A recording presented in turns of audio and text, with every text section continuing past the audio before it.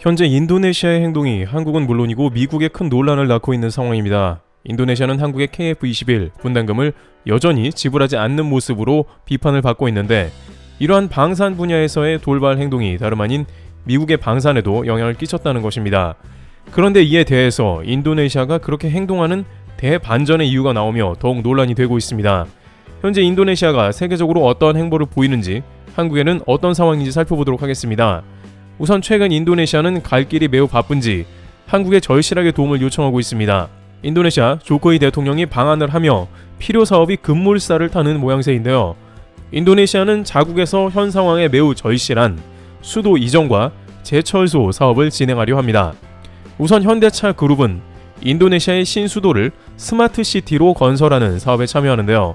자동차를 생산하는 회사이지만 현대차는 인도네시아 현지 공장을 짓는 등 다양한 사업을 벌이고 있고, 동남아에서 가장 인구가 많은 인도네시아에서 점유율을 높이기 위해 애쓰고 있습니다. 태국, 인도네시아 등에서는 일본 자동차 브랜드가 거의 독점하는 상황을 타개하기 위해서입니다. 또한 현대차는 최근 영국의 도시명 공항 등 스마트시티 관련 사업에 대거 진출하는 행보를 보이고 있습니다. 미래 먹거리가 될 스마트시티의 물류 및 교통에 현대차의 노하우를 접목시킨다는 계획인 것이죠. 이에 인도네시아는 자카르타가 지반이 침하하고 가라앉아 매 홍수나 자연재해가 심각하고 현재 수도 이전이라는 극단적인 조치를 취하지 않으면 안 될 정도이기에 한국을 찾은 것입니다. 그러다 보니 한국 세종시 등을 모델로 한 도시 이전 관련 사업에 관해 수차례 도움을 청한 바 있습니다. 이미 한국에서는 관계 부처에서 인도네시아에 인원을 파견해 관련 사안을 브리핑한 바 있으며, 한국에서는 여러 가지 사업을 추진하는 인도네시아에 대해 열린 마음으로 필요한 소스를 모두 제공한 것입니다. 또한 인도네시아는 포스코와 함께 수도 이전 사업과 35억 달러 규모의 제철소 사업도 진행하기로 했습니다. 포스코는 송도 국제도시 개발을 성공적으로 이끌어 인도네시아는 관련 노하우 전수를 요구했고, 또한 포스코 철강 노하우도 인도네시아 국영 철강회사에 전달하며 동시 사업을 진행키로 했습니다. 이 같은 내용의 양해각서 MOU를 체결하고 앞으로 인도네시아에서 조각량을 600만 톤 이상으로 확대하며 자동차 강판에 대한 생산을 늘리기로 하는 등 관련 산업계가 활성화되는 방안에 투자하기로 결정한 것입니다. 또한 조코 위도도 대통령은 가장 급한 수도 이전에 참여하는 포스코를 향해서 모든 걸 지원하겠다며 각종 인허가 등의 행정 편의는 물론이고 세제 혜택 등 투자 인센티브를 제공하겠다고 약속했습니다. 조코 위도도 대통령의 한국에 대한 이런 파격 지원 약속은 지난 6월 LG 에너지 솔루션에도 있었습니다. LG 엔솔은 전기차 배터리 생산과 니켈 광산권으로 컨소시엄을 꾸려 대규모 투자를 하기로 했으며, 조코이 대통령은 모든 게 원스톱으로 가능한 행정 편의를 제공하겠다며 투자를 환영했습니다. 인도네시아 언론은 이를 통해 약 2만여 명의 일자리가 창출된다며 한국 기업을 반기는 모습이었죠. 인도네시아는 이처럼 자국의 가장 절실한 부분에 한국의 노하우와 기술을 도입하고 싶어 하면서 대통령까지 나서 적극적으로 어필하는 등 한국의 긴급한 도움을 요청하는 모습을 보이고 있는데요.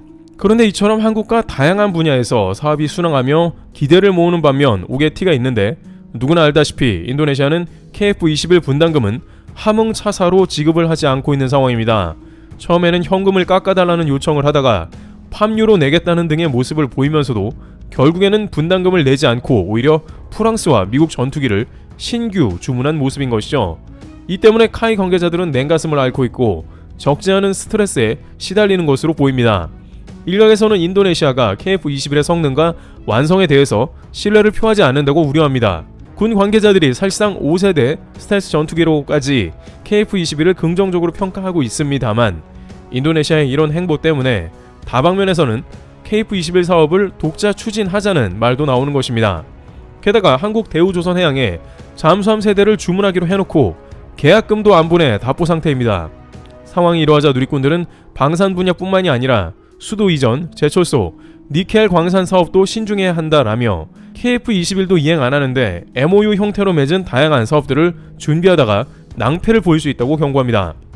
그런데 유독 이렇게 방산 분야에서 돌출 행동을 하는 인도네시아가 미국까지 영향을 끼치는 모양새인데요. 호주 ABC 뉴스에 따르면 인도네시아는 미국의 오커스 행보에 반대 의사를 표했습니다. 오커스는 미국, 영국, 호주의 안보 동맹으로 중국을 대항한 군사 연맹체로 보입니다. 영연방 5아이즈에도 핵심 멤버로 이들은 좀 더 중대한 군 안보를 공유하고 있는데요. 그런데 인도네시아가 문제 삼은 것은 다름 아닌 핵잠인데 이로 인해 호주가 큰 곤란을 겪게 되는 상황이고 일각에서는 자칫 이것이 한국에도 영향을 끼칠 수 있다는 말이 나오고 있는데요. 우선 인도네시아는 미국이 호주 등에게 제공하는 핵잠수함을 반대한다는 의견을 제기했다는 겁니다. 갑작스럽게 인도네시아가 호주의 핵추진 잠수함 도입을 반대한 게 당황스러운 모습이기도 했죠. 즉, 핵추진 잠수함을 만들기 위한 기술 이전을 허용하면 핵무기 프로그램 이전을 감추기 위한 방패막이로 악용될 수 있다고 우려하면서 사실상 호주를 겨냥한다는 말이 나옵니다. 최근 호주 정부는 프랑스와의 재래식 잠수함 계약을 파기 후 위약금을 물었고 미국과 핵잠을 추진합니다. 이 핵잠은 핵추진 방식으로 움직이지만 핵무기는 탑재하지 않는 형태의 최신형 잠수함입니다. 호주의 특성상 남중국해나 남태평양으로 뻗어나오는 중국을 견제하려면 장거리 잠수함이 필요하므로 사실상 무제한 자망이 가능한 미국의 핵잠이 반드시 필요한 것으로 결론을 내린 것이죠. 그런데 이러한 맥락에 느닷없는 인도네시아가 미국 호주 핵잠에 딴지를 걸고 나왔다는 것입니다. 호주 입장에서는 이웃 나라인 인도네시아에서 이 같은 반대 의견이 나왔다는 것은 부담스러운데요. 물론 NPT 핵 확산 금지 조약에서 이런 문제가 다뤄지는 것은 당연한 것이기도 합니다. 만약 모든 나라가 핵무기를 가지려고 한다면 전 세계가 더욱 위험에 처할 수 있기 때문이죠. 하지만 군 관계자들은 이미 러시아는 물론이고 중국의 세력이 과대 팽창되었음을 지적하며 미국이 우선은 자신들의 최우선 안보 동맹인 호주에 핵잠을 테스트한다고 전하고 있습니다. 미국은 누구보다 핵 확산을 우려하는 국가이지만 이제 어쩔 수 없는 단계로 들어간 것을 인정하며 최순위 필요 동맹들에게는 핵잠을 비롯한 일부 핵 관련 기술을 이전할 수도 있다는 것입니다. 실제 미 싱크탱크에서는 한국에도 핵잠 도입은 물론 핵무기까지 배치해야 한다는 의견도 나옵니다. 미국의 핵 우산이 한국을 지켜주지 못한다는 국면이 확정이 되면 핵무기 배치를 안 할 수 없다는 것입니다. 또한 이미 미 연구소에서는 한국의 핵연료 처리에 대한 연구가 승인됐다는 말도 나옵니다. 일각에서는 이미 인도태평양 지역에서는 중국 때문에 밸런스가 깨지며 핵 용인이 시작되었다는 것인데 이것이 한국의 핵잠을 보유할 중요한 기회라고 보는 시각도 존재하고 있습니다. 동북아에서 중국의 위협은 매우 실제적이며 대만 앞에서 훈련은 거세지는 상황입니다. 이 가운데 동북아의 린치핀인 한국의 핵잠 도입이 언젠가는 된다고 보는 것이 현실적인 것입니다. 그런데 왜 인도네시아가 갑자기 이런 행동을 보였나에 대한 의구심이 들고 있는데요.